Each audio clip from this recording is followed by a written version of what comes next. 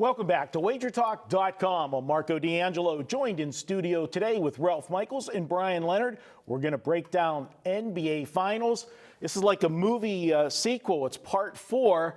And guys, usually with sequels in movies, the further along they get, the worse they are.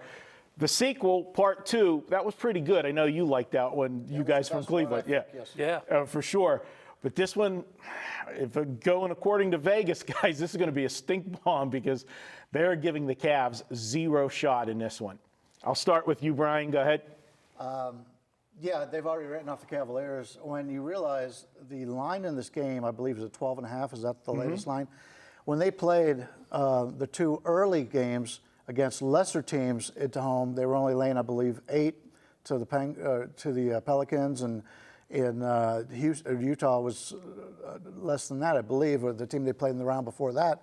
So this 12.5 is kind of crazy. Now, before I recommend anybody to jump on it, we need to figure out if Kevin Love's going to play. He's in the concussion protocol right now. They'll know more today. But if you've watched Kevin Love against this Golden State team, he's not a good matchup for Cleveland.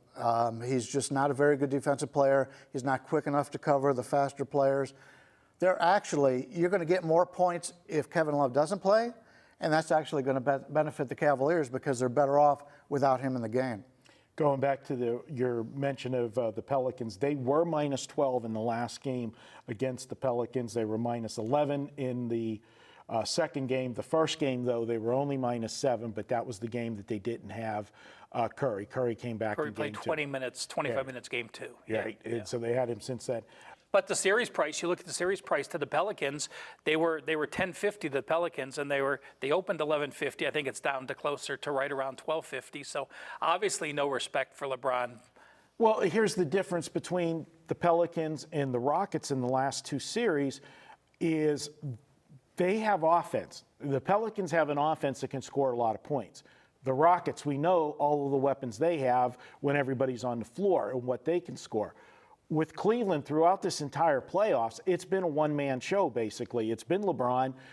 Kevin Love's been the number 2 guy. But how many times have we come in after a game and said, there was only 2 guys for the Cavs in double digits? You know, you can't win, I think, against the Warriors with just that. And if you look at the teams that the Cavs played, they were fortunate. They played Indiana in the first round, Washington in the Eastern Conference Finals. Those 2 teams are basically very similar. They play good defense. They hard-nosed defense. They don't score a lot of points, so you're going to get it into a half-court game. If I'm Golden State, I'm running and I'm gunning the entire time because you've got way more weapons. And we saw that LeBron, he's a warrior. He played all 48 minutes in Game 7. But you can't do that for 7 games. And for me, if I'm Kerr, I'm trying to play at a faster pace because they don't have the weapons to keep up and wear LeBron out. You had said Washington. It was Boston and then Toronto again. Yeah. No fast-paced teams, but the same thought, absolutely. You know, a couple thoughts on this is, talking to Brad Powers, old friend from Power Sweep days in North Coast, and he pointed out that, Kyrie's averaged 28 points each of the last 2 finals. So he really was that second scorer that kept some games close. And, a couple things as LeBron has not been a double-digit dog since 2005. Think about that. He's been in the league all this year. 2005, when they were playing Detroit, the number 1 seeded Detroit Pistons in the playoffs, it was Game 5. That's the last time he was a double-digit dog, and they won that game outright in Detroit, and that started the LeBron magic. So, to give LeBron double digits is one thing. If you say how bad the Cavs were this year, we know they were horrific, going through 3 different lineup changes, 3 different rosters basically this season. Well, the Cavs were not a dog this year of more than 7 points the entire season. And we talked about how bad they played. They went into Golden State, they were only 5.5. They went into Houston, they were 6.5. And in the playoffs, they were 6.5 twice to Toronto. So we are talking historic numbers here for LeBron getting double digits. But, I look at Golden State and I think that, yes, they're going to win. Yes, Golden State wins. And I think 5 games, if I had to make a bet, I think Cleveland would win 1 game at home. But I'm not going to be too quick to look at the Cavs especially in a live setting where, Golden State has their ups and downs, and Golden State has those games. We've known that they're not the same Golden State team that they just turn it on. Granted, they just may be older, they may be wiser, they know they're going to win the game in the long run. But I think there could be some value with the Cavs here with the double-digit points. Although, like I said, if I was making one bet on the series and I had one option, I would bet Golden State in 5 games. Yeah, well, you talk about it, and we're saying that Vegas isn't giving them, any shot. We saw how big the series price is. If you want to bet the exact games, I mean, they're telling you the 2 favorites are 4 and 5 games. If the lowest odds, if you want to bet a sweep, take the Warriors in a sweep, you can get it for plus 160. If you want to take them in 5 games, it's plus 130. It's, they're not giving them any shot at all. Let's correlate this to the Knights. Excuse me 1 second. Cavs to sweep this series, which how many people think can happen? Nobody.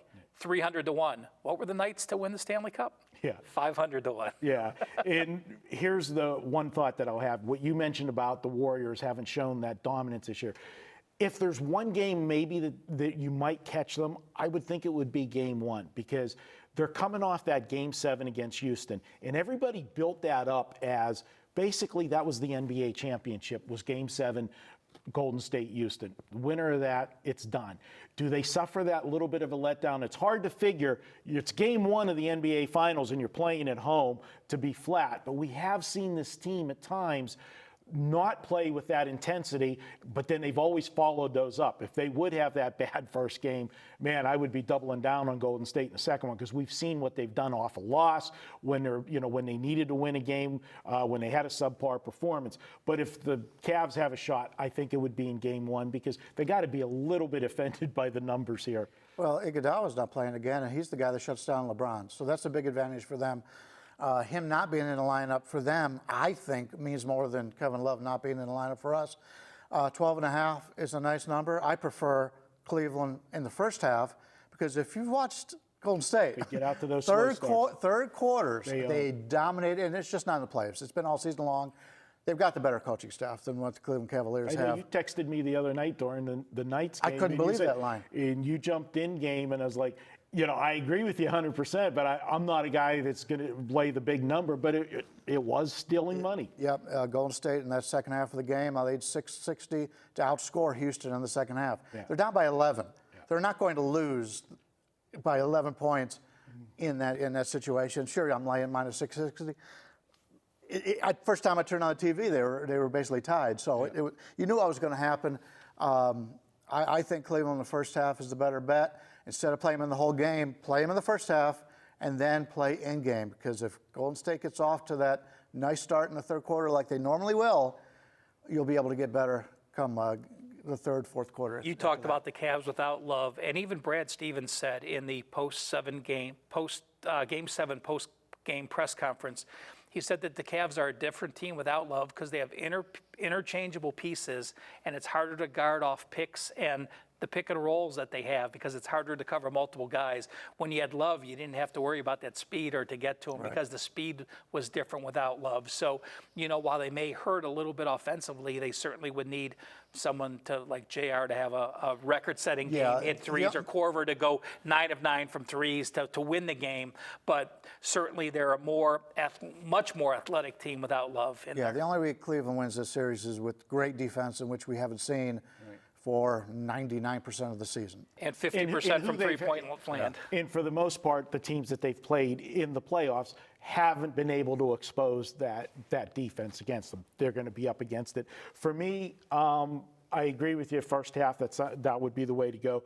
I do think, again, I'm playing coach. What I would do, if I'm Kerr, I'm running and I'm gunning, and I'm going to wear LeBron out. And with that said, you had such a low-scoring series, surprisingly, with Golden State and the Rockets, that it's affecting this number. This total is only 214.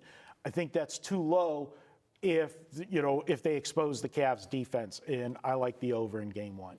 And you see, and the over, to help your point, you saw Kerr start to hack a Shaq, the Houston player, in the third quarter. with 5 minutes to go. The guy's a 50% shooter, and he shacked him 4 straight times, and the guy made 1 of 2, or he made, I think, 3 of 8 free throws. I mean, that just lends to the over, and that means if Tristan Thompson's playing for he's going to start hack-a-shacking Tristan. Thompson's no matter shooting a lot better from the foul line now than he was earlier in the season, though. All right, good stuff, guys. Hey, if you want to save $10 this weekend at WagerTalk, well, it's the NBA Finals, so we're going to use coupon code FINALS in the number 10. That's FINALS in the number 10. You'll save $10 off any package this week at WagerTalk. And guys, do us a favor. You like these videos? Hit the thumbs up button, subscribe to our YouTube channel, and be sure to share it with all of your friends. We'll be back with more here at WagerTalk.com.